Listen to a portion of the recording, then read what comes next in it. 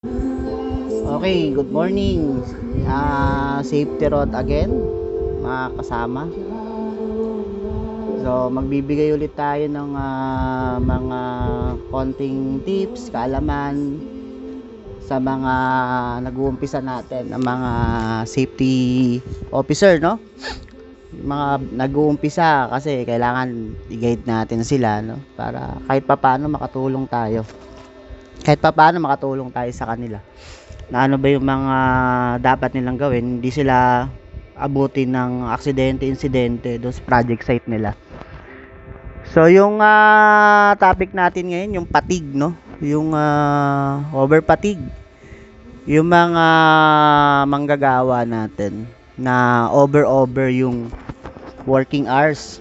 No, yung masyadong mahaba yung trabaho. Sa yung working hours nila masyadong mahaba, no? Hindi natin na monitor.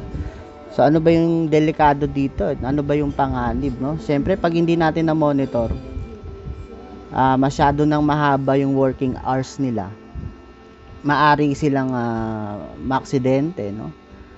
Maari silang mag-collapse, 'di ba? Isa 'yun sa magiging problema. Kung mag-collapse, nasa working at heights, tapos malaglag.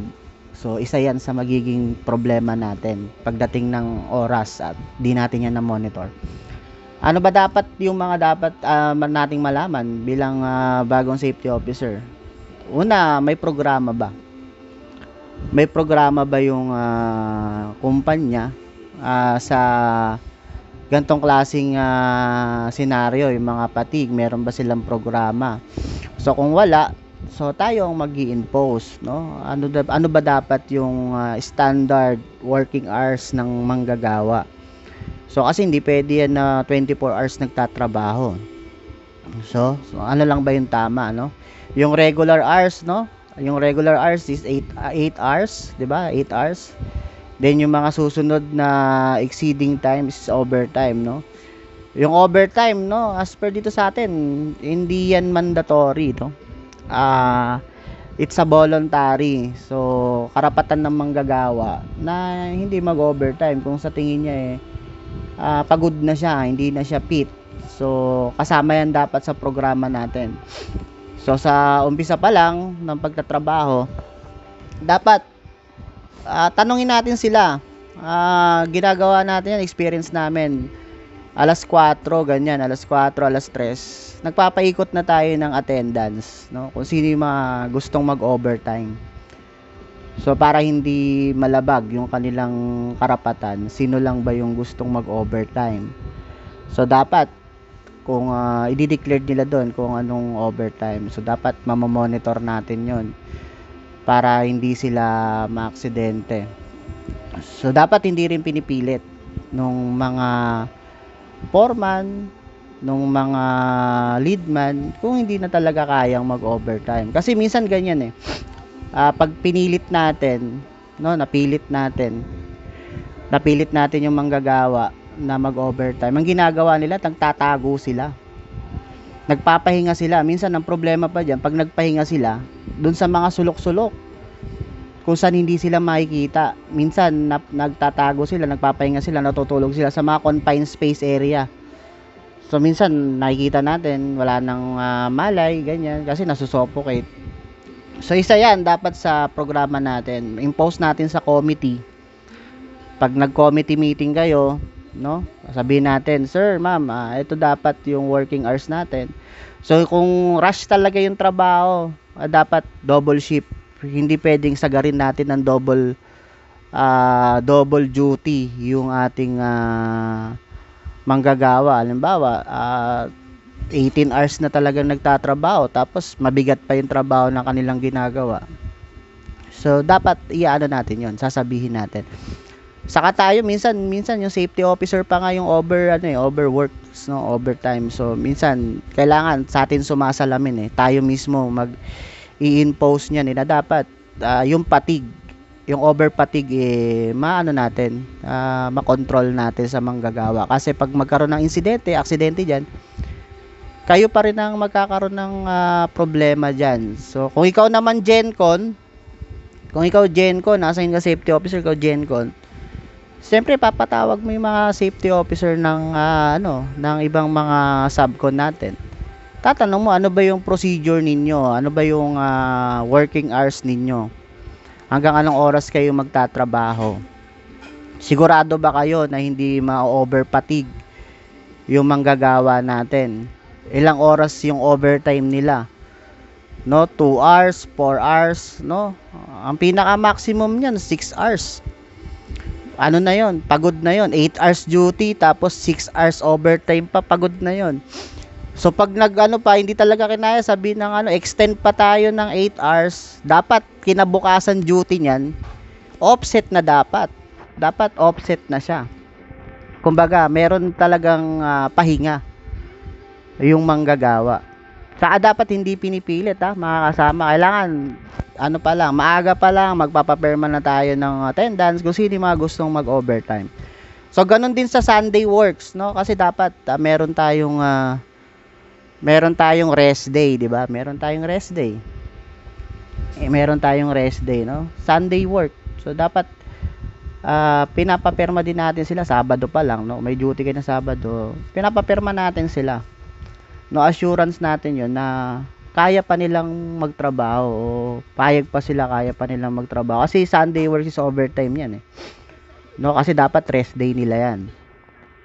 So, yun lang mga kasama. Sana may natutunan tayo. So, sa mga over fatigue na work, no, kailangan ma-monitor natin ilan ba yung working hours nung manggagawa natin.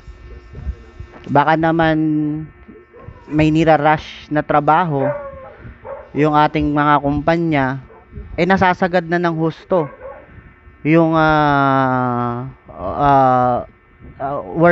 working hours nung manggagawa natin. Kasi pag na-over fatigue yan, mag-collapse, depende kung saan siya magko-collapse, or depende kung saan siya mawalan ng mahimatay siya, 'di ba? Sobrang pagod. So depende kung saan, no? Kung pag sa working at height siya nag-collapse at nalaglag, malaking problema natin 'yan. So mag-iimbestiga na naman tayo. So kung wala tayong programa tungkol dito sa mga fatigue, sa over fatigue, so isa na kagad yan sa findings natin na kaya nahulog, wala kasi tayong programa tungkol sa mga gantong klaseng senaryo. Lahat na lang ng trabaho kasi yung iba diyan nagga-grind talaga no? Ang babantayan natin diyan yung pinilit mag-overtime. Isa yung pinilit mag-overtime kahit hindi na kaya, no? Pangalawang babantayan natin yung talagang manggagawa natin na hapit talaga, no? Talagang hapit sa overtime at gusto talaga mag-grind, gusto kumita ng malaki. Pagkatapos natin i-impose sa committee yan na dapat ito lang po yung working hours ng tao, 2 hours, 4 hours, no? Pinaka-maximum natin sa overtime natin is 6 hours, ganyan. So, pagkatapos niya pagkasunduan ng committee, sige, hanggang dito lang tayo, no? Overtime natin.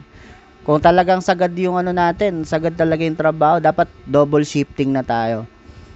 So pagdating ng ganon, pag napagkasunduan nyo sa committee na hanggang dito lang yung working hours natin para hindi magkaroon ng fatigue, over fatigue yung mga manggagawa natin, ipapaliwanag natin yon sa mga manggagawa natin sa toolbox talk, no? Ipapaliwanag natin na ito yung working hours na binigay sa atin ng management ng company para hindi magkaroon ng over fatigue yung mga manggagawa natin, lalo na yung mabibigat yung mga trabaho, welder, electrician, mga ganyan, mabibigat, laborer.